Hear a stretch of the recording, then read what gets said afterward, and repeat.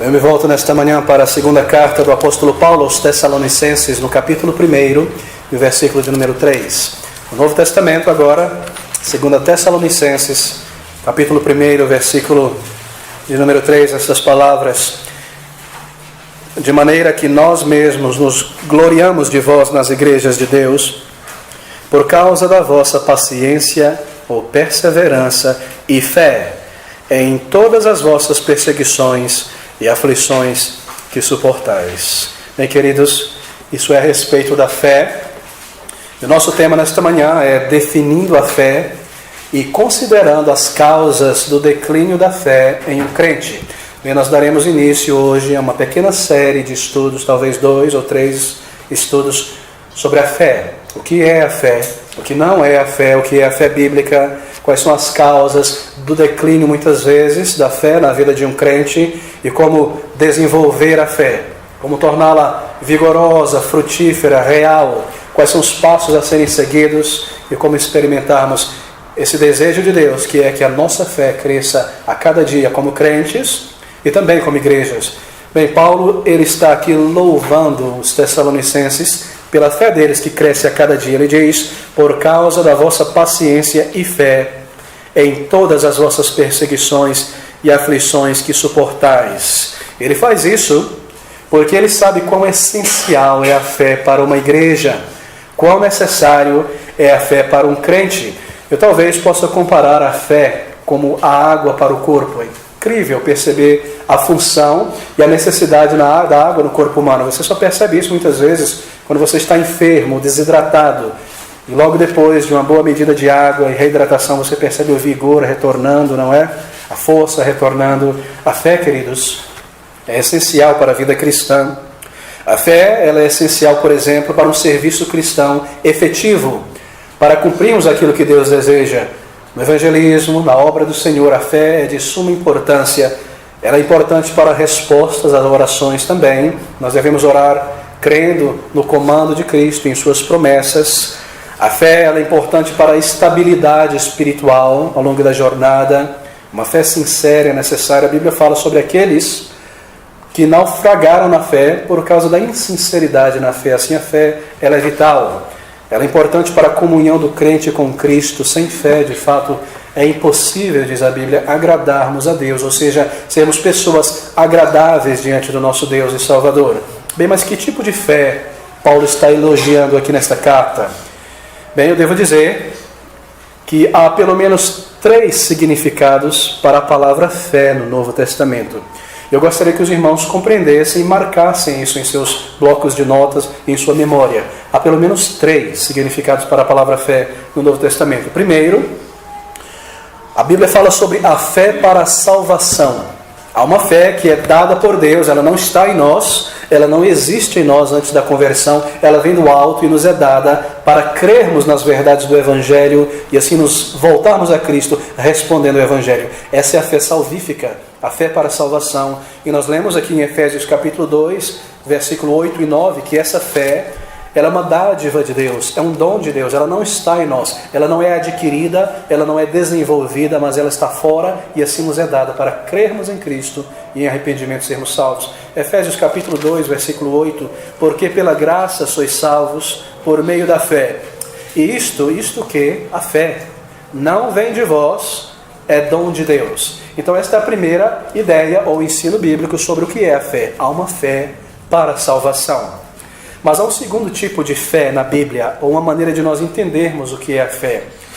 Há aquela fé que é chamada na Bíblia, nós usamos o termo fé para explicar ou caracterizar o conjunto de todas as doutrinas da Bíblia.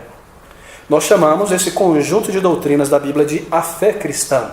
Qual é a tua fé? As pessoas perguntam: eu creio nisso, eu creio naquilo, eu creio nisso, o outro. Essa é a fé, é um conjunto de doutrinas. Judas, ao escrever a sua pequena carta, lá no versículo 3, ele diz essas palavras: amados, procurando eu escrever-vos com toda a diligência acerca da salvação comum, eu tive por necessidade escrever-vos e exortar-vos a batalhar, veja, a batalhar pela fé que uma vez foi entregue aos santos. Ele se refere às doutrinas, às verdades que foi entregue por Deus à igreja. É um conjunto específico de doutrinas que pode ser enumerado, não é um conjunto infinito de ideias de ensino. As doutrinas da fé são definidas de modo que nós podemos conhecê-las, elas podem ser contadas, elas não são sem fim.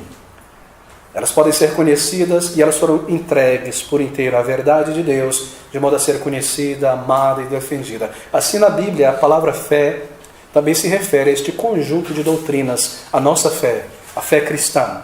E há uma terceira forma de nós entendermos a palavra fé na Bíblia, e é sobre essa que nós vamos lidar nesta manhã. A fé contínua, ativa na vida cristã. A fé para a salvação, dada no momento da conversão, e essa fé que agora se desenvolve ao longo da jornada da vida, a fé ativa, contínua. Nós lemos sobre isso aqui em 1 Tessalonicenses, ou melhor, 2 Tessalonicenses 3:1, onde Paulo, 1:3, onde Paulo diz, e louva aqueles irmãos, porque a fé deles cresce. Versículo 3, sempre devemos, irmãos, dar graças a Deus por vós, como é justo, porque a vossa fé cresce muitíssimo, e o amor de cada um de vós para com os outros. A fé deles cresce e aumenta. Essa é uma fé ativa.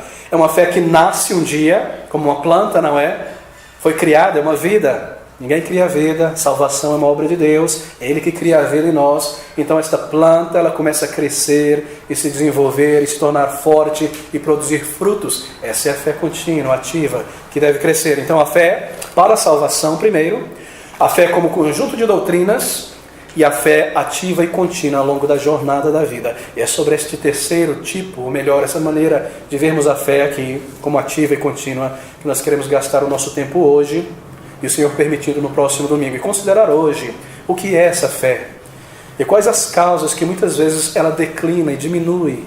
E nós nos vemos como crentes tão fracos, tão inoperentes, tão infrutíferos, abatidos. Em vez de andarmos como pessoas vitoriosas, andamos como pessoas derrotadas neste mundo. Bem, esta fé, Paulo diz que eles receberam na conversão, e agora essa fé deve crescer nos Tessalonicenses e se desenvolver neles, e em nós também.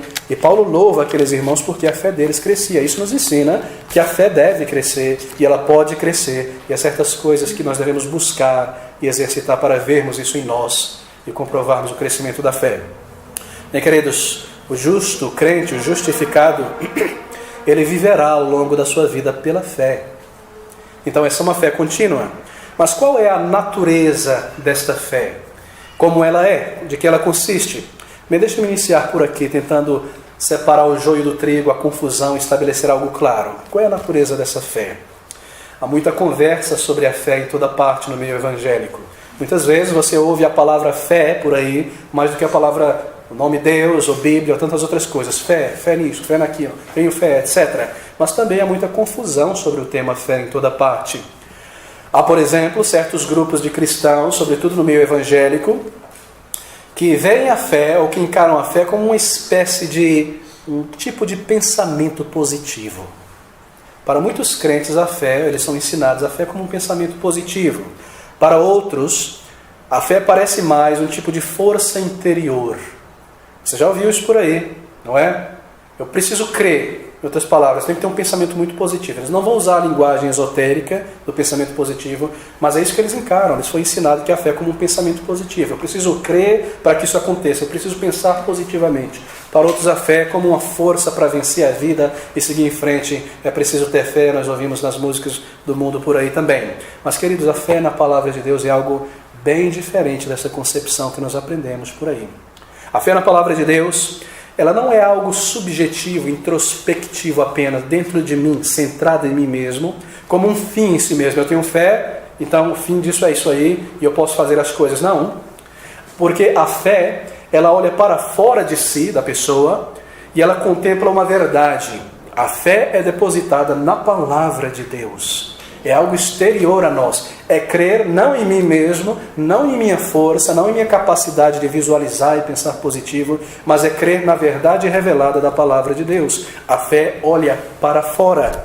E essa é a fé da palavra de Deus. Ela olha para algo exterior, para a Bíblia, para as verdades contidas na Bíblia. E ela crê nela, e a fé permanece nela, e a fé é guiada por essas verdades reveladas aqui. A fé não está olhando para dentro de si mesmo, ela olha para fora, para algo que Deus nos deu, para as doutrinas, fé também, E crê e se submete e é guiado e conduzido por ela. Bem, essa é a fé que nós estamos lidando aqui nessa manhã. Essa é a fé bíblica, contínua e ativa. É essa fé que Paulo está louvando os Tessalonicenses. O que não é fé, então, meus queridos? O que não é fé? Bem, a Bíblia não se refere à fé em nenhum momento, isso é muito importante. A Bíblia não se refere à fé como que tendo uma espécie de poder executivo. A fé, não possui um poder de executar as coisas. A fé não possui um poder executivo. Esse é o tipo de fé reivindicada pelo movimento pentecostal, neopentecostal. Uma espécie de fé que possui um poder de abrir as portas. Na verdade, a fé para essas pessoas é mais como um controle remoto, que eu saio por aí abrindo as portas. Eu creio, então isso vai acontecer. Eu aperto o botão, então a porta vai se abrir. Você já viu isso acontecer? Essa é a concepção de fé do neopentecostal. Nós não temos tempo para lidar com as origens disso, mas apenas digo que essa ideia mística vem da Ásia, do paganismo asiático. Ela entrou no Ocidente pela porta do catolicismo romano e entrou no meio evangélico pela porta do pentecostalismo e neopentecostalismo. Eles adotaram essas ideias místicas sobre a fé como tendo um poder executivo, para executar as coisas. E se eu creio, é como se eu estivesse apertando esse botão e as coisas vão funcionar porque eu creio, e eu creio vai funcionar. Eles dizem, por exemplo, que se você deseja ser curado de uma enfermidade, você deve fazer a oração de fé, apertar o botão certo no controle remoto. Dizem que se você tem absoluta certeza em você mesmo e confiança, isso vai acontecer. Você ouve esse tipo de coisa o tempo todo, na televisão, nos jornais evangélicos, na conversa das pessoas no ônibus. Essa ideia de que se a tua fé tiver aquela qualidade e aquela virtude certa, correta, então ela possui um poder executivo para realizar as coisas. É uma espécie de controle remoto, então, celestial. E você faz Deus agir e ser ativado por meio da sua fé. Essa é a ideia que está por trás do pentecostalismo. Ainda embora não é dito, obviamente, mas isso é algo que denigre a Deus e que reduz a Deus e coloca o ser humano no controle e não mais Deus. Para algumas pessoas, elas pensam que líderes pentecostais ensinam a tal ideia que você pode controlar as regiões celestes e os poderes celestes da maneira que você deseja. Você apenas tem que ter a medida certa e correta de fé para isso que aconteça. Se não aconteceu, foi porque você não teve fé. Se você não foi curado, porque você não teve fé. Se você não recebeu uma bolada financeira, foi porque você não teve fé. Você não apertou o botão certo. Você tem que apertar o botão correto. Essa é a ideia. E assim, muitos ensinam algo mais extremado do que isso. Deixa-me dizer de onde vem toda a origem disso aí no meio evangélico. Vem de um homem, sobretudo, de um homem que antigamente era chamado de David Yangshu, e que mudou o seu nome por algumas razões místicas, um coreano, e agora é chamado de Paul Yangshu. Ele e vários outros. E um dia, na adolescência dele, 50, 60 anos atrás, já no movimento pentecostal, ele vivia numa região pobre da China, um período comunista, muita pobreza também, e ele sempre quis ter uma bicicleta. Bicicleta naquele período é como ter um carro hoje em São Paulo. Ele queria ter uma bicicleta para trabalhar e para todo lado. E ele orava e orava por essa bicicleta, mas nunca recebia tal bicicleta. Até um dia ele parou e pensou, agora eu sei por que Deus não está me respondendo. Porque Deus está lá com o seu papel e sua caneta para anotar o meu pedido e já mandar pelo correio. Mas eu não estou dizendo para ele como é a bicicleta que eu quero. Estou dizendo assim, é uma bicicleta, mas tem tantas bicicletas por aí. E eu comecei a dizer para Deus, Senhor, eu quero uma bicicleta vermelha, com esse tanto de número de marchas, e assim. Eu comecei a visualizar, e eu já estava até agradecendo por aquilo, como se eu já tivesse isso na minha mão. E eu aprendi sobre isso. E esse ensino popular, místico, esotérico, pagão, entrou no meio cristão, evangélico, e se espalhou por toda parte. E aí você tem Benny Hinn e tantas outras pessoas que copiaram dele essas ideias, que misturaram com técnicas psicológicas, de manipulação de auditório, e assim constrói seus impérios baseados em coisas supersticiosas como essa. Mas tudo começa ali, a ideia de que eu posso visualizar aquilo que eu quero. Eu quero uma casa, então veja a janela. Qual é o azulejo que você quer? Quantos banheiros? Dê para Deus os detalhes. Como é que ele pode responder? Ele pode te dar uma coisa errada, você não pede da maneira certa. Então esse tipo de ideia esdrúxula, carnal, mundana, que entra pelo meio evangélico e que apela à concupiscência de pessoas que estão em busca de coisas como essa, mais do que em busca de Deus. Mas por ali vem essas coisas. É uma noção falha, não é uma noção bíblica sobre a fé, porque não provém da palavra de Deus. Você não encontra nenhum texto dizendo visualize. comande, determine. Você percebe que tem um linguajar cristão, mas que não provém da palavra da verdade, por não prover daqui. Não é verdadeiro. E como nós somos crentes bíblicos, presos à palavra de Deus, que é a nossa segurança, nós rejeitamos essas coisas porque não provém de Deus, mas da imaginação do homem insuflada por Satanás, obviamente. Não é uma fé bíblica porque não é verdadeira, porque é uma fé, essa pentecostal, que reconhece a Deus apenas como um poder, uma energia para resolver as coisas. Não reconhece a Deus como soberano e sábio, que realiza o seu poder de acordo com o seu plano e propósito. Assim é misticismo e não ensino bíblico. Nós sabemos que Deus conhece a sua vontade para cada crente, não é, irmãos? Deus tem um plano, um propósito específico para cada um de nós. E assim o seu poder e a sua ação é exercida de acordo com a sua sabedoria. Deus não irá fazer aquilo que Ele não tem planejado e determinado, simplesmente porque nós cremos que nós queremos isso e que Ele pode fazer. Uma coisa é crer que Deus pode, Ele pode todas as coisas, outra coisa é se Ele deseja. E como Ele tem vontade, desejo e plano, nós sabemos que o seu poder é exercido de acordo com a sua vontade. Assim, nós compreendemos essas coisas. Por exemplo, quando nós oramos por uma grande bênção, como uma cura de uma enfermidade, nós devemos sempre orar em submissão à vontade de Deus. Nunca determinar a cura, nunca comandar, porque eu creio isso vai acontecer, eu aperto o botão do controle remoto e Deus tem que enviar a cura, liberar a cura, nada disso. Sempre em submissão à vontade de Deus. Senhor, se foi feito, se for a tua vontade, para a tua glória, para o teu louvor, e nós temos vários exemplos desse tipo de oração por cura na Bíblia. Paulo orou pelo menos 3 vezes por aquele espinho na carne, que é uma metáfora para uma enfermidade séria, provavelmente uma enfermidade ocular, e ele orou, e era dolorido, e Deus lhe respondeu, dizendo, a minha graça te basta. E ele aceitou a vontade soberana de Deus. Orar segundo a vontade de Deus e aceitar a resposta soberana de Deus. Queridos, nós sabemos que Deus sempre responderá à oração de um crente que é feito segundo a vontade de Deus. Mas a resposta de Deus não é de acordo com os nossos ditames, mas de acordo com o seu propósito para a nossa vida. Como Ele está nos treinando, de que maneira Cristo será glorificado através da sua igreja, do seu povo nessa resposta. Muitas vezes Ele nos chama para um período de enfermidade, sim, para nos aproximarmos mais dEle. E outras vezes há disciplinas também, e vai chegar um momento em que Ele não vai tirar a enfermidade, porque Ele deseja nos levar para a sua presença também. Então Deus sempre responde de acordo com o seu poder e critério, baseado em seu plano e sabedoria. Isso poderá ser muitas vezes diferente daquilo que nós desejamos e almejamos. O nosso desejo muitas vezes não está em linha com os planos de Deus, mas nós sempre mantemos em vista que Deus é amável, misericordioso e a sua vontade sempre é tremenda para os seus filhos e filhas. Não há injustiça na parte de Deus. Assim, amor, poder que se desenvolve e se expressa em amor e misericórdia para com seus filhos e filhas. E como nós sabemos disso na palavra, então nós aquietamos os nossos corações. Nós continuamos orando e persistindo, e quando Ele responde da maneira dEle, nós nos satisfazemos e nos alegramos com a resposta de um Deus sábio, que conhece todas as coisas e o melhor para nós. Assim, queridos, não é correto para o crente criar uma espécie de certeza emocional, artificial, sobre o resultado da oração que ele fez, como se ele pudesse dominar a Deus. Eu estou vendo, eu estou crendo, e eu creio que vai acontecer, eu me convenço que vai acontecer. Isso é misticismo, e muitos de nós temos experimentado isso, e temos passado por isso. Eu creio que a maioria de nós aqui temos sido influenciados por essas ideias, vindo de longe pelo meio evangélico, onde a palavra de Deus não é explicada. Assim não é correto para o crente agir dessa maneira, porque quando nós agimos assim, nós transformamos Deus em um gênio da lâmpada, que se eu esfregar ali e pedir, isso vai acontecer. Mas Deus não é um gênio da lâmpada. Deus não é uma máquina que entra em ação, quando a alavanca chamada fé é acionada pelo crente, ele tem que começar a produzir e gerar. Sabe o que nós fazemos, irmãos? Quando nós imaginamos que Deus está agindo dessa maneira e é obrigado a agir simplesmente porque eu creio e determino, sabe o que nós fazemos?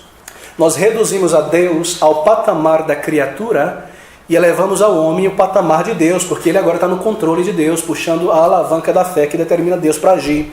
E sabe o que tem acontecido por aí em toda parte hoje? As pessoas dizem, mas eu criei, isso não aconteceu. Mas eu fiz, isso não aconteceu. Deus foi infiel. Deus foi injusto. Deus agiu errado comigo, e há pessoas agora reclamando de Deus e cobrando de Deus. A que ponto nós chegamos? E Satanás bate palma e ri e pula de alegria, porque ele roubou de Deus a glória na vida de muitos crentes em muitas igrejas. Agora crente, a criatura se voltando a Deus e reclamando de Deus e exigindo de Deus. A que ponto nós chegamos da perversão da palavra de Deus no meio evangélico? Essas não são coisas pequenas, essas não são coisas nocivas, inocentes, são coisas nocivas, calamitosas e terríveis. Nós não estamos lidando com pessoas que se dizem crentes tantas vezes e podemos fechar os olhos para essas doutrinas, amigos. Essas são coisas trágicas, cruéis e muito sérias que têm sido propagadas em toda parte. Nós temos que estar atento a isso, e daí a importância em termos claro em nossas mentes o que é essa fé bíblica, essa fé que nós aprendemos na palavra de Deus. Bem, a fé ela é operante, ela é ativa, ela deve crescer, porque ela nos foi dada no início, na salvação. E é dessa maneira, que nós vemos Paulo, então, louvando aqueles crentes em Tessalonicenses, naquela igreja, pela fé daqueles irmãos que crescia. Volte-se comigo mais uma vez, a 2 Tessalonicenses 1, porque é algo muito importante aqui. Paulo louva aqueles irmãos, 2 Tessalonicenses 1, 3. Mas veja que o que ele está lidando com a fé aqui é muito diferente do ensino do neopentecostal. Ouça essas palavras, são tremendas. Sempre devemos, irmãos, dar graças a Deus por vós. Estamos obrigados a fazer isso, não podemos parar de fazer isso. Nós vemos a realidade da fé de vocês. Como é justo que a gente faça isso diante de Deus, porque a vossa fé cresce muitíssimo e o amor de cada um de vós aumenta uns para com os outros. De que maneira? De maneira que nós mesmos nos gloriamos de vós nas igrejas de Deus, por causa da vossa paciência, ou perseverança e fé, aonde? Na bonança, na saúde, na tranquilidade e na prosperidade, não é, Paulo? A vossa fé cresce na perseguição, na aflição que suportais, nos testes. Agora me diga o que você ouve por aí. O que você ouve por aí é exatamente o contrário dessas palavras. Um crente evangélico hoje, no meio pentecostal em geral, é ensinado em muitas igrejas que se ele passa por provações, aflições, enfermidades, isso é porque ele não tem fé alguma. Porque o crente não pode passar por isso, ele é o filho do rei. Como pode um filho do rei andar como um mendigo, doente? Não é isso que nós aprendemos em toda parte. Líderes pentecostais ensinando em toda parte que se ele passa por aflições, provações, dificuldades, é um sinal da falta de fé. Mas esses crentes cresciam em fé no meio da provação, no meio da aflição, no meio da carestia. A fé não diminuía, ela crescia, porque essas coisas são o adubo e a água para o crescimento da fé.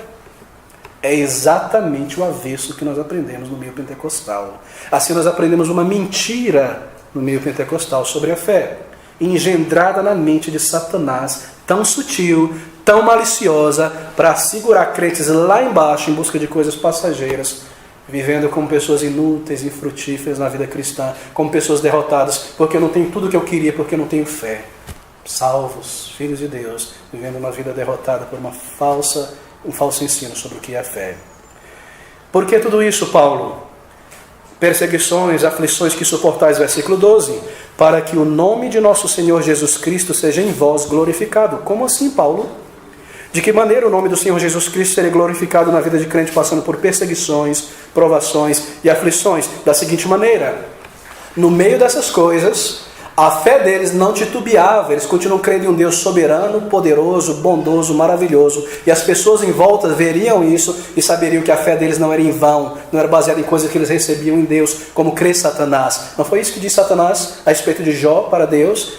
Deus disse: aí está meu servo Jó, e veja como ele é fiel em toda a sua casa. E o que Satanás disse? Ele disse: tu achas que ele te serve de sinceridade? Tira dele o carro, tira dele a casa, tira dele a conta bancária e a saúde, você vai ver que ele vai fugir de você.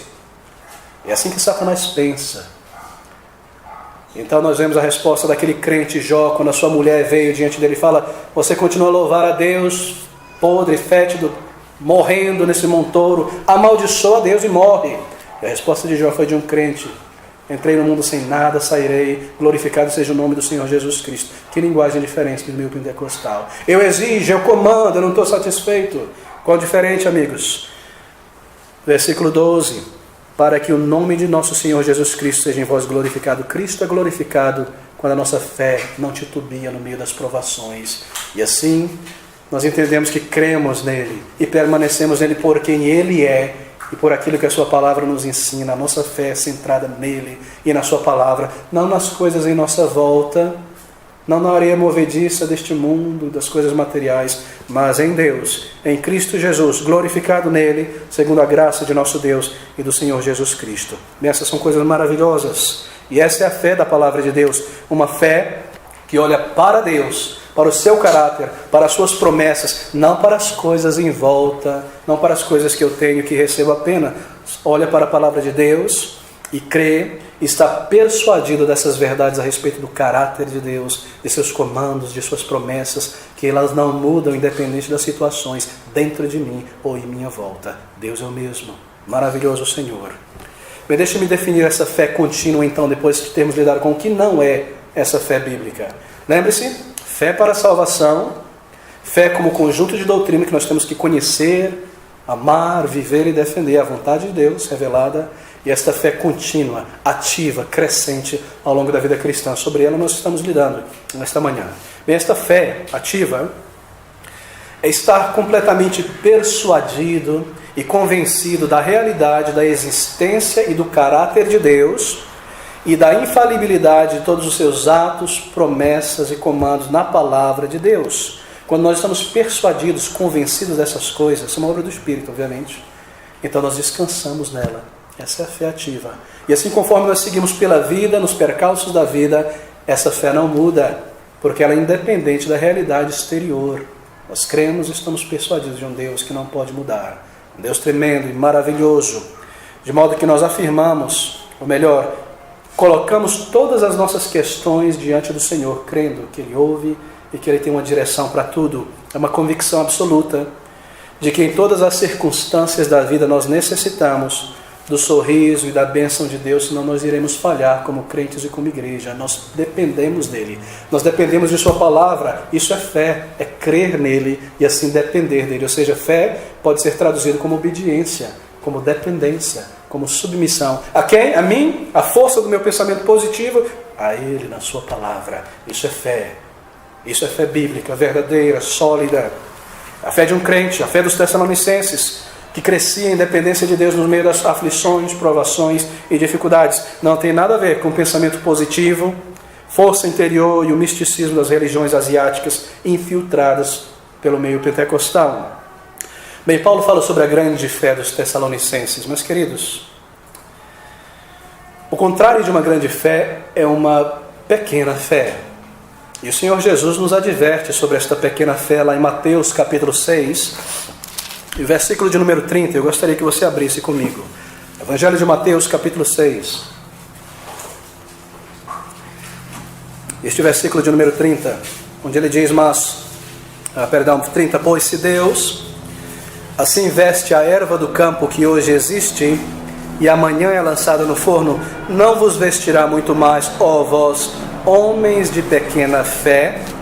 Essas são palavras tremendas, na verdade. Uma pequena fé, uma pequena medida de fé, é uma grande catástrofe para um crente. Pois a fé é central, ela é crucial para a vida espiritual. A fé é a chave para nós experimentarmos as bênçãos de Deus, sim. Ela não é executiva, como eu disse. Nós não controlamos a Deus por nossa fé, mas ela é essencial para nós experimentarmos as bênçãos de Deus. Porque nós temos que crer na sua palavra e agir de acordo com os ditames da palavra de Deus. Isso é mostrar fé. Então, as bênçãos vêm, porque em todo comando, em toda exigência de Deus, você sabia que está anexado, conectado a cada comando uma promessa. Se você agir e viver da seguinte maneira, você vai experimentar isso. Essa é a promessa. Crer, será salvo. Essa é a promessa. Comando e promessa. Você vê isso o tempo todo na palavra de Deus. Então a bênção da promessa é o resultado do crer, do submeter-se ao comando. Crer que é verdadeiro o que ele diz e submetermos ao método de Deus, ao que ele exige de nós. Ou seja, não é o crer no que eu imagino, vou fazer e posso fazer, mas no que Deus diz e revela. É sempre voltado para fora, para a palavra de Deus, essa fé. E agora, Deus ama ver uma fé vigorosa, grande, real nos filhos de Deus. Esse é o desejo de Deus para cada um de nós. Paulo louva, ele como que salta de alegria por ver essa fé naqueles crentes em Jesus Cristo. Porque a fé glorifica a Deus. A fé diz que Deus é verdadeiro. Eu creio na sua palavra, independente do que eu estou vendo. E eu sigo em frente, honrando a Deus. A fé foca nossa mente no poder de Deus e não em nós, e não na realidade em volta. Ela mantém os nossos olhos na ternura, na bondade, na misericórdia de Deus. A fé no crente glorifica a Deus, expressa a dependência de Deus, expressa admiração a Deus. A fé exalta e glorifica a Deus. A fé, ela também vê e ela compreende a realidade das coisas, a verdade das coisas. Porque quando nós estamos cheios desta fé bíblica, de confiança e dependência de Deus, na palavra de Deus, então esta fé ela é ativa, ela é vigorosa, e nós começamos a nos ver como pessoas pequenas, como nós realmente somos, como pessoas necessitadas e insuficientes, e então nós compreendemos e começamos a respeitar a nossa necessidade de Deus, e assim a oração flui, porque eu me aproximo mais de Deus em dependência. A fé nos faz ver a realidade das coisas, e abaixa a crista, e nos faz depender de Cristo. A fé nos faz ver quem nós somos, e quão grande é o nosso Deus, e quão maravilhoso é Ele, e como nós somos necessitados de um Deus maravilhoso, um Deus poderoso. A fé é essa dependência da palavra de Deus. A fé é permanecer na palavra de Deus. A fé é submissão à palavra de Deus revelada. É sempre colocado confiança em algo exterior. Dependência de Deus, da palavra de Deus, permanecer em Deus. É uma crença, uma persuasão de que tudo que Deus diz na sua palavra, promete, comanda a sua palavra para a igreja, para o crente, é verdadeiro. Não há nada falso, errado, torto, incorreto. Essa é a fé. E assim eu vivo de acordo com esses comandos, eu vivo de acordo com essas promessas, de acordo com este ensino. Eu deposito a minha confiança nessa palavra, nessa baliza, nessa bússola, e sou guiado por Deus. E assim vem o resultado, porque Deus comanda e Ele também promete. E nós experimentamos a bênção de Deus. Então, o contrário da fé é a incredulidade, ou uma pequena fé no crente. A minha fé é colocada em Deus, como Ele é revelado na sua palavra, e não em mim mesmo, em meus sentimentos, em meus pensamentos, em minhas capacidades ou intuições, é em Deus. É dirigida a Ele na sua palavra. Bem, queridos, agora a fé deve ser cultivada. Ela precisa ser desenvolvida. Nós não podemos encarar a fé como uma medida que nos foi dada e ela permanece intacta. Não, a fé é mais como uma árvore que precisa crescer, ser desenvolvida, adubada. Ela é um ser orgânico, pense assim, ela precisa crescer.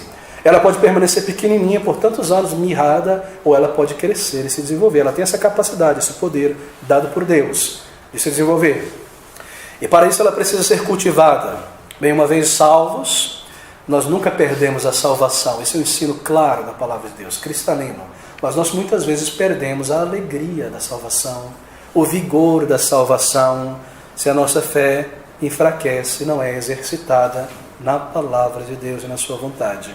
Daí sentimentos, frieza, inoperância, falta de frutos. O resultado é exatamente esse. A nossa fé não tem crescido na palavra de Deus, porque não tem sido exercitada. Eu ouço, eu entendo, mas eu não obedeço, ou seja, não houve o exercício. E assim não vem o fruto como resultado da promessa. A fé é como um músculo. Pense sobre os músculos do corpo. Os músculos estão sempre ali, não é? Mas muitas vezes é um estado terrível. Não consegue sustentar o corpo, flácidos, alguma coisa, porque não foram exercitados. Assim a fé sempre está no crente. Ele nunca perde, como ele não perde a salvação. Mas muitas vezes a fé está em estado deplorável. Então o ventinho leva o crente de um lado para o outro. E o crente se entrega a tantas coisas, tantas calamidades. Assim o músculo precisa ser desenvolvido, ele deve crescer. Nós temos a tendência de pensar que uma pessoa de muitos anos na jornada da fé, um crente já de muitos anos, é uma pessoa extremamente forte na fé. Na verdade, deveria ser assim. Mas, tristemente, muitas vezes essa não é a realidade. Porque, muitas vezes, um novo na fé tem uma fé muito mais vigorosa e potente do que um crente de muitos anos. É como uma criança, não é? Você já percebeu a criança com as juntas tão flexíveis, o estendão pula e vira de cabeça para baixo, toca o nariz no joelho, lá no pé, e você fica olhando, já fica cansado já de olhar. Por quê? Porque aquele vigor novo, assim muitas vezes é um crente recém-salvo. Ele está tão próximo de sua experiência de conversão, a alegria e a paz e o poder e a diferença e a transformação inunda a sua mente, e ele evangeliza, e ele ora, ele acorda às 5 da manhã para orar antes do trabalho, ele fala de Cristo, ele carrega folheto, ele está na igreja de manhã e à noite no culto de oração. Que vigor da fé, que poder, que obediência. E os anos vão passando e os músculos não vão sendo cuidados, e negligência vem, e nós nos tornamos fraquinhos. E cadê o irmão no culto da noite? E cadê o irmão no trabalho de evangelismo? E ele já orou, e já leu a palavra de Deus e tem testemunhado de Cristo? Não, fraquinhos. Porque a fé não tem sido desenvolvida e fortalecida. Então, embora quanto mais velho nós nos tornamos na jornada cristã, nós deveríamos ser muito mais fortes e vigorosos. Tristemente, a realidade às vezes é outra. Mas não deveria ser assim. Porque nós temos tudo o que necessitamos para o desenvolvimento da fé e o crescimento. Bem, deixe-me falar então sobre o declínio da fé agora. E no próximo domingo, os meios para cultivar e desenvolver os músculos da fé. Bem, eu creio que uma das maiores causas, ou uma das principais causas para o declínio da fé, e eu tenho visto ao longo de anos e anos acontecer, é quando um crente em Jesus Cristo, uma pessoa salva de fato, ela permanece por muito tempo em um meio religioso, em uma congregação onde a palavra de Deus não é honrada e ensinada. Quando um crente, uma pessoa salva, ela permanece em uma igreja, uma congregação onde a palavra de Deus não é honrada e ensinada, ele não irá crescer na fé, porque a fé é posta sobre a palavra e a palavra deve ser ensinada minuciosamente e aplicada. Onde a distinção, ou na igreja, onde a distinção entre o sagrado e o profano é quase não vista, parece uma coisa só o mundo e o santo, crente não crescerá ali. Porque quando você permanece no meio onde o mundo está, sabe o que acontece com a sua alma? Você começa a se tornar um pouco cínico com as coisas. E a ironia começa a entrar na tua vida. Você vê o erro, você vê o mau testemunho dentro da igreja o tempo todo, ano após ano, você se esfria, você começa a achar que o cristianismo é aquilo, e que Deus é daquele tamanhozinho e está naquela igreja somente. E assim sua igreja, sua fé começa a mirrar, e os teus interesses pelo mundo começam a aumentar, e você começa a viver como um mundano. Não um perdido, mas uma pessoa interessada neste mundo. Assim, uma das causas do enfraquecimento da fé, que é dada na conversão, é quando um crente permanece em um lugar onde a palavra de Deus não é errada, e muitas vezes permanecem ali, eu tenho observado, por causa de uma noção equivocada sobre amor cristão. Eles dizem assim: bom, eu tenho percebido que há muitos erros nesta igreja, muitos e muitos erros aqui, ali, acolá, mas há tantos irmãos aqui. Nós temos que amar esses irmãos, e nós temos que ajudar eles. Sabe o que você está fazendo? Você está tocando a trombeta da maneira errada. Porque são pessoas mais imaturas do que você, e você está naquela igreja, eles vão olhar para você e dizer: ele é maduro aqui, mas ele continua aqui. Então tem alguma coisa para mim também aqui. Isso acontece muitas vezes, uma noção de amor que não envolve verdade. Amor envolve verdade. Amor não consegue conviver com o erro, com o mau testemunho, com o Espírito Santo sendo entristecido, porque é primeiro um amor voltado à verdade da palavra de Deus, que se submete à vontade de Deus. É um amor que se dirige a Deus e que busca a sua glória, o seu louvor e a sua honra na sua igreja.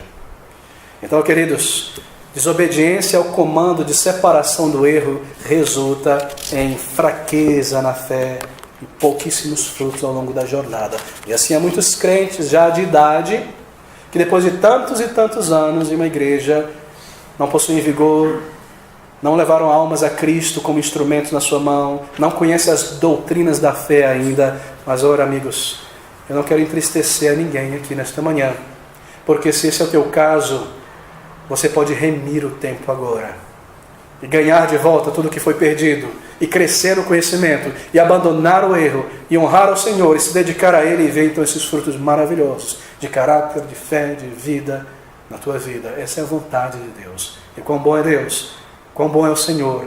Ele deixa de lado os tempos da nossa ignorância e nos abençoa agora que nós conhecemos a verdade. Você crê? Então obedeça a palavra de Deus e experimente bênçãos de uma vida transformada, útil para o Senhor.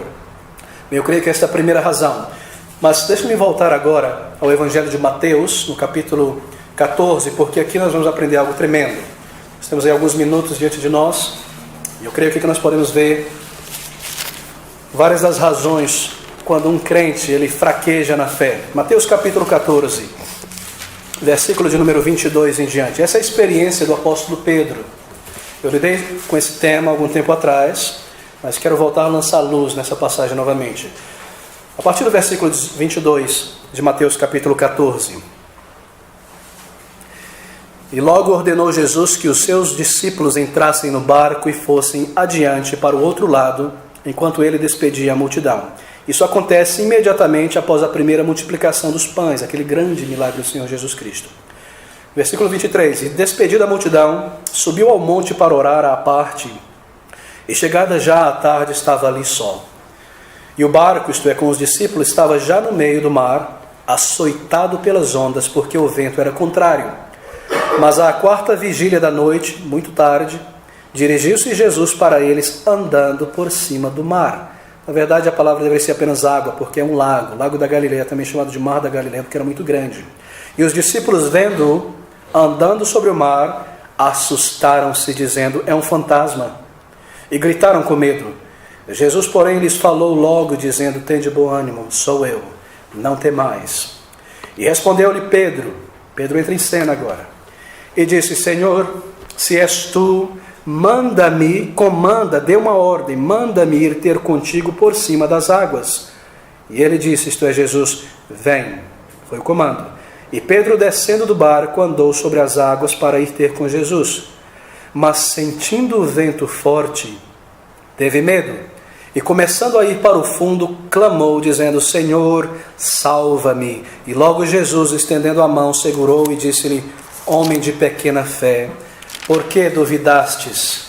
Então ele subiu ao barco, versículo 32, e quando subiu ao barco, acalmou o vento. Bem, essa experiência é tremenda. E nós extraímos daqui lições muito profundas e práticas sobre o problema da fé, quando ela é diminuída e enfraquecida. Um incidente na vida de Pedro, que nos ensina muito sobre o declínio da fé na vida de um crente. Eu gostaria que vocês atentassem para isso, nós vamos ficar aqui nesse versículo pelos próximos minutos. Bem, aqui está o registro de que Pedro, ele é o exemplo, um homem com uma fé vigorosa. Sim, Pedro era um homem de uma fé vigorosa, mas que foi enfraquecida. Isso nos ensina que uma fé vigorosa pode ser enfraquecida também. Pedro, ele possuía aquela fé ativa no início, não é? E ele pediu ao Senhor que o comandasse a ir a ele. Isso foi fé. Ele tinha uma fé que, se Cristo comandasse e autorizasse, ele poderia andar sobre a água. Incrível, um milagre tremendo, não é? Ele cria no poder de Cristo. Ele já tinha visto Cristo operar milagres. Ele sabia que Jesus poderia fazer coisas remarcáveis. Assim Pedro exercitou a sua fé. Mas essa fé não durou muito tempo. E aqui está a lição crucial para um crente. A palavra-chave aqui é essa: homem de pequena fé. Por que duvidastes? Por que Cristo fez essa pergunta a Pedro? Por que você duvidou, Pedro? Bom, certamente Cristo já sabia a resposta. Ele é Deus. Todas as vezes que Cristo faz uma pergunta a alguém aqui nos Evangelhos, é para o benefício da pessoa, para quem ele perguntou, e para o nosso benefício, para que ele responda aquela pergunta e nós aprendamos algo profundo aqui. Mas ele já sabia a resposta, certamente. Por que duvidastes? Esse é um apelo a Pedro, para pensar sobre as causas de sua falha e se arrepender disso. Por que Pedro duvidou? Bem, a resposta clássica que nós recebemos por aí nos comentaristas e de muitos pastores foi: Pedro duvidou, eles dizem, porque ele tirou seus olhos de Cristo. Bom, isso realmente é verdade, mas não é isso que a Bíblia diz. A Bíblia diz que ele começou a sentir o vento, não é? Observe aí no versículo de número 29, na verdade 30. Mas sentindo o vento forte, teve medo, e começando a ir para o fundo, clamou, dizendo: Senhor, salva-me. Pedro começou a sentir o vento forte e teve medo. A sua fé falhou quando ele ficou sobremodo tomado pelas circunstâncias em volta dele. E nós podemos extrair essa lição. Isso não é forçar o texto, isso não é alegorizar o texto. Essa foi a razão que ele começou a temer. Ele não creu. Quantos passos já tinha andado em cima da água? Vários, na verdade. Ele começou a sentir o vento e a circunstância em volta. E ele se esqueceu então que fora Cristo que a havia comandado e que Cristo tinha poder para sustentá-lo sobre a água. Foi por isso, ele parou de pensar e ele parou de raciocinar, como um crente deve pensar e raciocinar. O crente raciocina da seguinte maneira: eu aprendo na palavra de Deus um comando de Cristo, então eu creio que ele vai me manter e me fazer cumprir até o fim. Ele diz: ide por todo mundo e pregue o Evangelho. Mas tem perseguição, tem isso, tem aquilo. Creia que Cristo que comandou, Ele vai te sustentar para que você cumpra isso. Pedro fraquejou aqui, depois de depositar fé no comando de Cristo, ele começou a olhar as circunstâncias em voltas. E ali ele começou a fraquejar na fé. Foi por isso, ele parou de pensar e raciocinar como um crente. O vento, as ondas varreram da mente de Pedro a confiança de Pedro em Cristo, na palavra de Cristo. E ele se esquecera que fora o próprio Senhor que estava ali diante dele, que tinha comandado isso. E assim, pelo temor das circunstâncias, ainda embora ele tinha dado vários passos sobre a água, ele falhou. Bem, todas as evidências poderosas da fé de Pedro sucumbiram ali e foram varridas logo que ele começou a se afundar. O que ele faz? Ele manifesta novamente a fé, ele clama a Cristo, sabendo que Cristo poderia salvá-lo. Isso mostra que a fé nunca pode ser perdida. Ela permanece em nós até o fim. Mas ela pode ser diminuída grandemente. A fé ainda estava ali em Pedro, pois não pode ser perdida. Querida, a aplicação para nós é tão simples, tão direta. Essa passagem, deixe-me dizer antes da aplicação, ela não está me ensinando, nem ensinando a você a buscar coisas miraculosas neste mundo. Antes que alguém tenha dúvida sobre isso.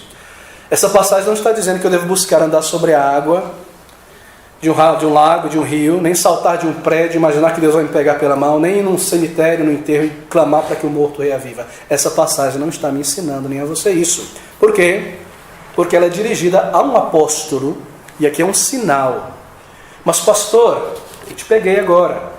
Lá em Marcos capítulo 16, Cristo diz que aqueles que crerem fariam coisas sobrenaturais, não é? Miraculosas, fora do comum. Eles expulsariam demônios, falariam em outras línguas, pegariam serpentes. Bem, eu não preciso mencionar que isso não é um sinal de ter nascido de novo, nós já vimos isso em culto evangelístico, mas Cristo prometeu isso para aqueles que crescem.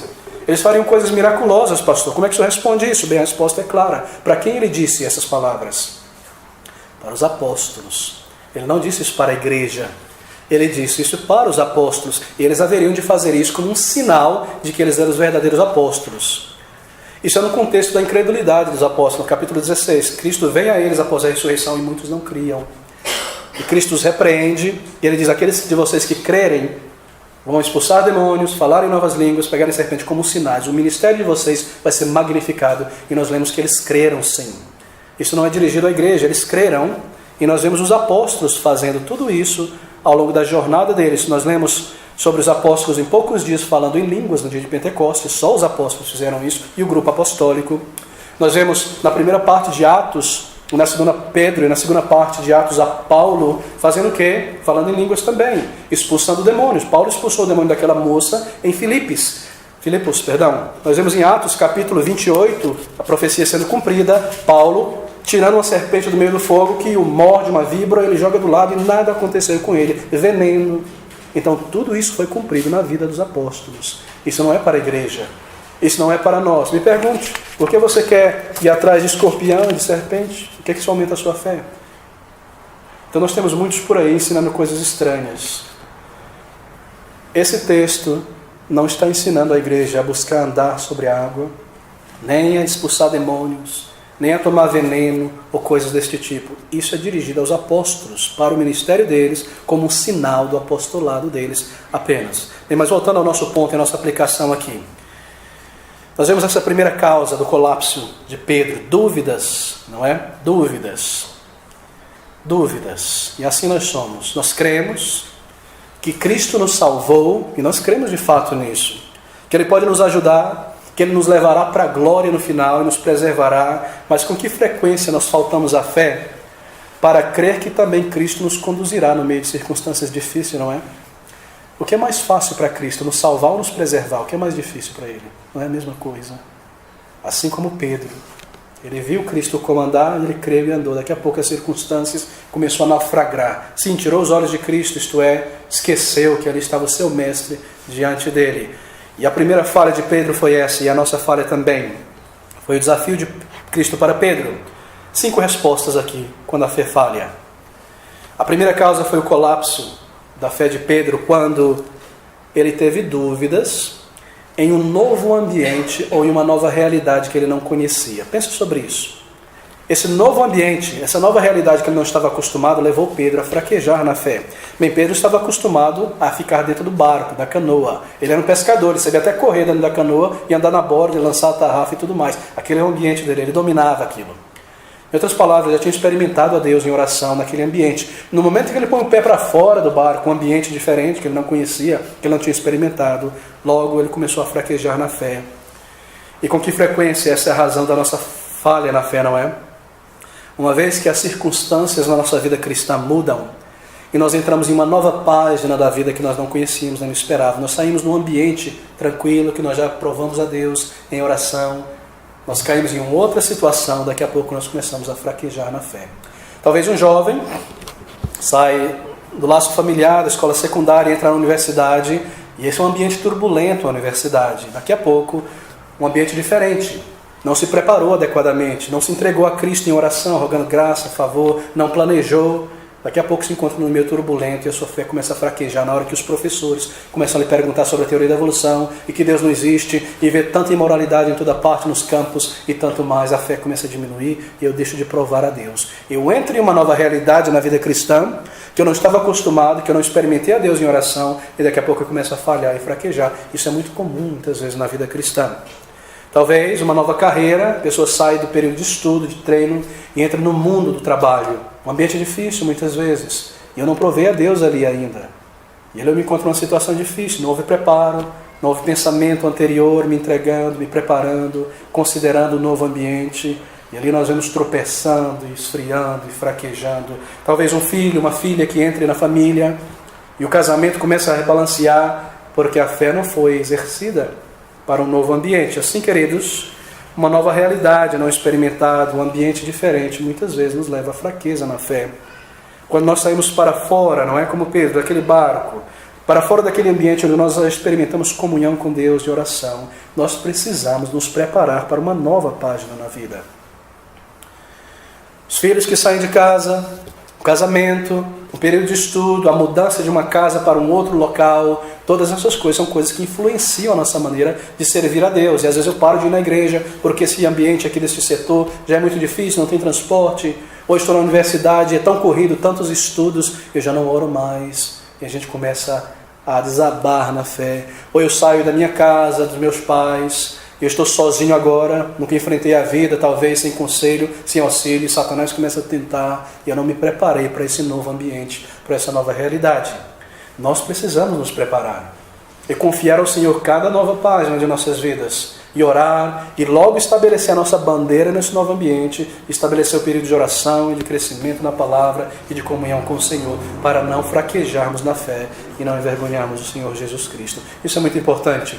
Isso é necessário. Eu creio, eu vejo aqui na palavra de Deus, como os irmãos observam, que essa foi a primeira causa da fraqueza de Pedro na fé. Mas há uma outra ainda. A primeira causa do colapso foi essa: dúvidas em um novo ambiente, uma nova realidade onde a fé não for exercitada. Mas Pedro também falhou, em segundo lugar, em nutrir a sua fé. A fé precisa ser nutrida, alimentada. Lembre-se que poucas horas antes desse incidente aqui, onde estava Pedro? Pedro estava com os outros discípulos, junto com Jesus, vendo um dos maiores milagres de Cristo, em termos de benefício para muitas pessoas. Ele alimentou ali quase 15 mil pessoas. O Evangelho nos diz, Mateus, que haviam 5 mil homens, porque apenas os homens em idade de guerra, 20 a 45 anos, eram contados. Mas tinham crianças, mulheres, idosos, homens e mulheres, 15 mil pessoas pelo menos. E Pedro viu Cristo alimentar aquela multidão a partir de poucos pães e saciar todas aquelas pessoas. Mas o que acontece? Ele se esqueceu daquilo. E agora ele está no barco e no meio de uma provação ele esqueceu quem era Cristo. E do poder de Cristo ele falhou em nutrir a sua fé. Nós esperaríamos que a memória daqueles discípulos continuasse vigorosa e fresca daquelas horas anteriores de comunhão com Cristo, não é? E de ver aquele poder e aqueles milagres. Mas nós aprendemos, e parece aparente aqui, que a fé de Pedro não foi nutrida e estimulada em refletir naquele evento que ele tinha acabado de participar, dos milagres dos pães. Se os discípulos estivessem no barco, nutrido a fé em Cristo, um senso de maravilha por aquilo que eles experimentavam, eles estariam fortes quando Cristo apareceu e não se assustariam com facilidade assim. E assim é conosco.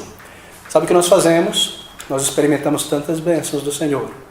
Respostas de orações. Às vezes nós vemos coisas tremendas na nossa vida, nós sabemos que foi realmente Deus que agiu, foi Ele que operou, foi a mão de Deus e nós estamos certos sobre isso, mas nós não usamos essas experiências para nos encorajar no futuro.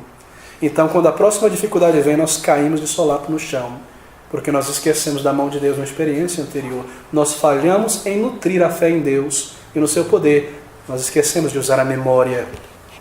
Provações vêm e nós esquecemos daquelas experiências tão tremendas da bênção do Senhor. Esquecemos do que Ele já fez por nós, da nossa prova do seu poder.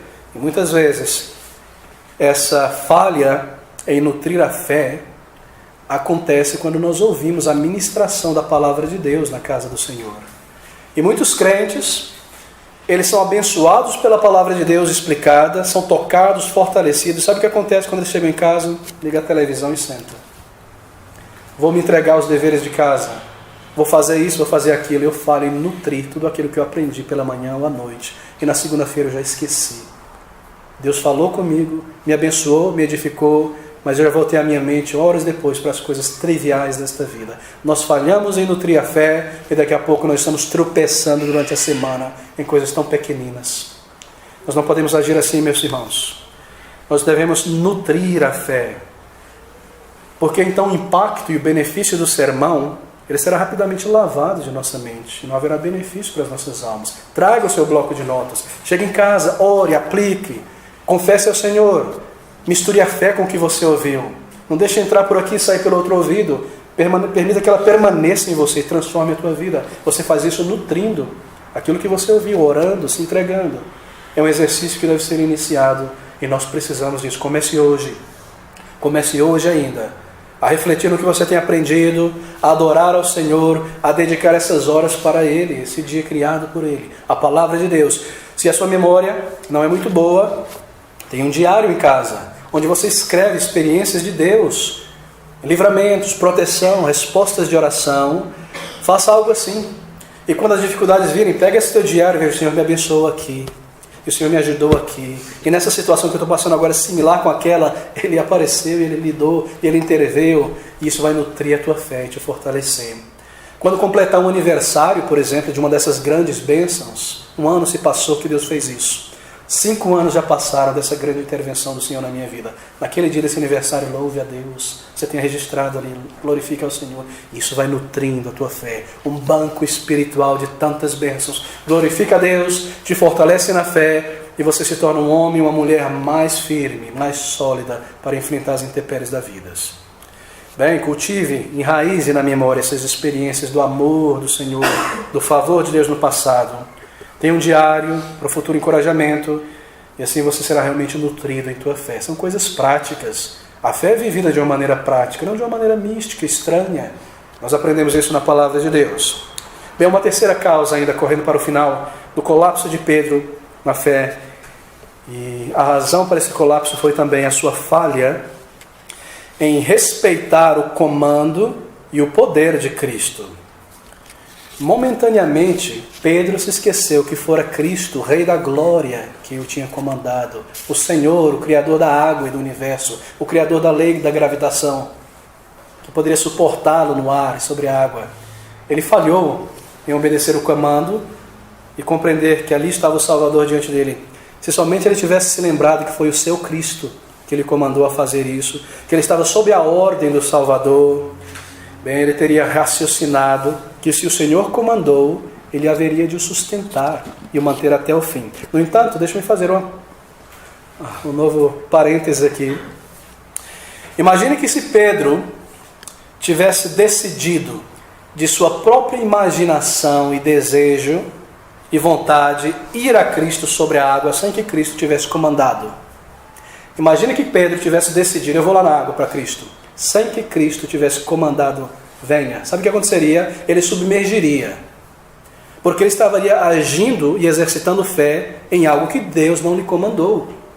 Ele estaria fazendo algo que Cristo não lhe comandou. Assim, meu querido, não procure fazer coisas que Cristo não lhe comandou, esperando que Ele vai te sustentar e te abençoar e te segurar e abrir as portas. Ele não nos comandou buscar riquezas. Onde é que nós encontramos tal coisa na Bíblia? Ele não nos comanda a fazer coisas como ir a um cemitério e tentar ressuscitar os mortos. Eu repito isso porque você já viu acontecer 3 vezes. Gente dizendo que vai ao cemitério para ressuscitar um morto. Voltou de mão vazia, porque não foi comandado. Se Pedro tivesse desejado na sua imaginação fazer uma coisa grandiosa, que Deus não comandou, ele teria sucumbido, porque a nossa fé é depositada naquilo que nós recebemos de Deus, na sua palavra, no seu comando. Nós não inventamos coisas miraculosas e grandiosas que Deus não nos comanda. Esse é o grande erro do pentecostalismo. As pessoas saem por aí fazendo coisas simplesmente porque eu tenho a fé, eu tenho um controle remoto e Deus vai ter que reagir e agir porque eu creio, e porque eu creio isso tem que acontecer. Nada disso. Nós depositamos a nossa fé na palavra de Deus e em seus comandos. Mas deixa eu fechar o parênteses. Por que Pedro então fraquejou? Porque ele falhou em crer. Ele falhou em observar, e obedecer o comando de Cristo Jesus. E nós muitas vezes falhamos. Cristo comanda e é necessário obedecer. Por exemplo, ele comanda pecadores a se arrependerem e crerem no Evangelho. É uma promessa, ser salvo. E por que nós não experimentamos essa bênção? Porque muitos não creem, não se submetem. Ele comanda a nos alimentarmos da sua palavra diariamente, a orar regularmente, a ouvir a palavra e a servi-lo. E Ele está pronto a nos abençoar em nosso serviço cristão. Mas nós não obedecemos. Nós começamos a fazer os nossos atalhos em volta da vontade de Deus que nós já conhecemos. Ele nos comanda a testemunhar dele em toda parte. E Ele promete nos dar a sua palavra em nossa mente, tirar a timidez e nos encorajar. Mas o que nós fazemos? Nós ficamos em casa, nós nos escondemos. Eu tenho medo, eu sou tímido. Mas quem disse que esse é o critério? O critério é o comando. E Ele te abençoa quando você vai e se coloca ali. Ali Ele te dá coragem, ali Ele te dá alegria, ali Ele te dá o texto da palavra de Deus. É quando você se levanta para ir e para servir. Ele nos comanda a buscar primeiro o reino de Deus e a sua justiça. Veja a promessa, as demais coisas vão ser acrescentadas. E esse é um comando muito conhecido. Mas pastor, eu tenho contas a pagar. Eu tenho muitas demais coisas para realizar. Eu tenho minha carreira, meus negócios para estabelecer primeiro, para que depois eu possa buscar o reino de Deus. Mas o comando é que em primeiro lugar nós sirvamos a Deus. Esse é um comando, uma exigência. E que nós buscamos estabelecer o reino de Deus e não o nosso reino. Enquanto nós fazemos isso, nós pagamos as contas, criamos os filhos, adquirimos os móveis, etc. Queridos, não quer dizer que para me dedicar ao reino de Deus eu tenho que parar com essas coisas. Eu creio que é aí que muitos crentes falham. Eles creem que é uma coisa cronológica. Ou eu busco um primeiro, ou eu busco o outro primeiro. Não. É primeiro o reino de Deus. Enquanto eu estou buscando, as demais coisas são exercitadas. Enquanto você paga as suas contas, enquanto você estuda, enquanto você trabalha no escritório, você está buscando o reino de Deus, testemunhando, santificando a tua vida. Elas andam paralelas. Você não precisa esperar terminar tudo nessa vida para servir a Cristo. É por isso que muitos crentes sinceros erram aqui. Eles são sinceros. Eu quero servir a Cristo, mas pastor, se eu não pagar a conta, eu não vou ter nem dinheiro para pegar o ônibus para ir evangelizar. E a criança tem que ir para a escola. Muito bem. Isso deve ser assim. Mas não é uma coisa e depois a outra. Primeiro eu faço todas as coisas nesta vida, pago todas as contas, pago a minha casa, depois eu vou ter tempo livre para servir a Cristo. Esse é um grande erro. É conforme eu vou indo, fazendo essas coisas, eu estou servindo a Cristo. A diferença é que o foco vai estar em Cristo, porque a minha vida é com Ele, e não para este mundo. E assim eu estou vivendo a minha vida, cada dia dela, para o Senhor. Eu estou colocando primeiro o reino de Deus. Assim, meu querido, você trabalhou muito durante essa semana para pagar as contas, foi cansativo, você não deixa de estar na casa de Deus, no domingo. Porque você está buscando primeiro o reino de Deus e colocando Ele primeiro. No culto da manhã e no culto da tarde, no evangelismo, porque esse é o reino de Deus. E servi-lo. Você não diminui a marcha nas coisas de Deus, você diminui a marcha nas coisas deste mundo para ter mais energia para servir ao Senhor e colocar em primeiro lugar o reino de Deus. Essa é a nossa tendência tantas vezes, não é? Nós não diminuímos a marcha nas coisas do Senhor porque nós vivemos para Ele. E nós cremos nessa promessa de que conforme nós estamos fazendo isso, Ele vai adicionar o que eu preciso. Você está desesperado por um marido, por uma esposa? Sirva a Deus. E quem sabe Ele não vai te trazer um marido, uma esposa, conforme você está servindo a Deus. Você tem algumas dificuldades de serem resolvidas, mantenha o reino de Deus em primeiro lugar. Porque a promessa é que conforme você está fazendo isso, Ele vai acrescentando. Conforme você segue servindo a Deus, colocando Ele em primeiro lugar, oração, santificação, evangelismo, você se movimenta na vida fazendo isso, Ele vai adicionando. Ele vai adicionando, e Deus é um Deus generoso, maravilhoso, bondoso, Ele sabe o que nós necessitamos. Ele é tremendo. Mas sabe por que nós não alcançamos essas demais coisas? Porque nós invertemos. Nós buscamos primeiro o reino desta vida e não alcançamos, e a dor, a suor, a tristeza para alcançar essas coisas. Porque nós estamos juntando em um saco furado. Porque não estamos cumprindo a ordem do Senhor. Assim Pedro falhou em não obedecer o comando de Cristo, e a nossa fé mingua e diminui quando nós falhamos também em crer que Ele vai cumprir o que Ele disse, que se eu buscar primeiro o reino de Deus e ordenar a minha vida para o Senhor em primeiro lugar, conforme eu estou fazendo as outras coisas, Ele vai acrescentar e abençoar. Quão pequena é a nossa fé tantas vezes. Mas esse foi o caso de Pedro, e esse é o nosso caso também. Você precisa de coragem, você precisa de alegria e vigor, uma família, coisas materiais para a sua manutenção nesta vida, No que se refere à fé, bem, nós exercitamos então esta fé na promessa de Deus, que conforme nós colocamos em primeiro lugar o reino de Deus, Ele irá. Pode Deus mentir porque você não crê. Creia e veja as bênçãos de Deus. Essa é uma promessa. Deus certamente não nos vai dar coisas para nos estragar, não é? Como um pai e a mãe sábia não estragam um filho, dando coisas que haverão de estragar. Mantenha isso em mente também. Bem, queridos, as bênçãos, não é? Estão ligadas à vontade de Deus. Há muitas outras bênçãos que nós desejamos, que não são especificadas na Bíblia. Por exemplo, eu não sei especificamente se é a vontade de Deus a cura de uma enfermidade. Eu sei que eu devo orar, e eu sei que Ele é poderoso e Ele é capaz. Mas eu oro em submissão à vontade de Deus. Eu não sei se é a vontade de Deus que Ele me tire dessa situação difícil no momento que eu quero. Eu sei que Ele pode, que Ele é capaz. Mas em situações quando nós não sabemos especificamente a vontade de Deus, a nossa oração deve ser em submissão à vontade de Deus. Você clama, você insiste, você persiste, mas você sempre diz no teu coração: Senhor, seja feita a tua vontade. E a tua resposta é: vou amar e me submeter, porque tu és um Deus sábio e poderoso, um Deus cujo amor é tão grande por seus filhos e filhas. E assim nós seguimos. Bem, Pedro falhou em respeitar o comando e o poder de Cristo, e muitas vezes desconsideração ao comando e às exigências de Deus sobre seus filhos e filhas causam naufrágio na fé. A obra não é realizada, a igreja não é edificada, vidas não são alcançadas, crescimento e santificação não é evidente, firmeza, certeza de salvação não é evidente. Você tem problemas com certeza de salvação? Sabe qual é o melhor ambiente para resolver isso? De servindo a Cristo. Porque quando você leciona numa EBD evangelística, quando você vai ao ponto de ônibus, quando você lida com pessoas, você ora por isso. E quando você vê Deus responder a tua oração, você sabe que Ele é contigo e a tua certeza vai lá em cima e se firma. Se eu fico sentado no sofá, lamentando a minha incerteza, mas eu não obedeço os comandos, como é que eu vou receber tais bênçãos? Elas estão conectadas à obediência. Assim, certeza vem ao servir, ao amar a palavra, ao orar, ao se dedicar à obra do Senhor. Ele adiciona essas demais coisas. Quão maravilhoso é o Senhor. Uma última causa, nós concluímos aqui. Uma última causa para a falha de Pedro na fé, parece ter sido que ele esqueceu. Pedro esqueceu do amor e do interesse que Cristo tinha por ele. Momentaneamente ele se esqueceu disso. Isso é algo muito sério, eu creio. Por um momento ele perdeu de vista que o Senhor da criação, que lhe tinha comandado aquilo,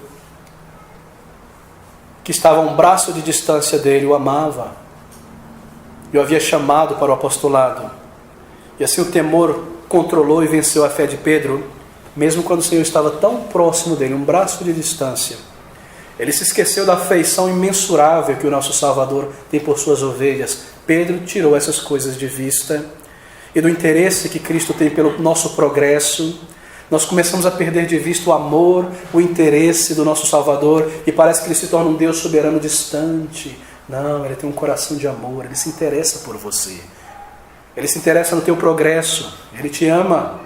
Com amor eterno te amei, diz a palavra de Deus, um Pai misericordioso. E qual é o Pai verdadeiro que não se interessa pelo crescimento, saúde, desenvolvimento e bem-estar dos seus filhos? Pedro, por um momento, se esqueceu do amor de Cristo e do seu interesse por Ele. E a lição aqui é muito clara, que a menos que nós façamos um esforço para manter em mente esse interesse que Cristo tem por nós, do caráter fiel de Cristo, desse pastor amável, que ainda embora nos carregue como ovelha no pescoço e a gente morde, der coice nele, Ele nunca vai nos jogar no chão.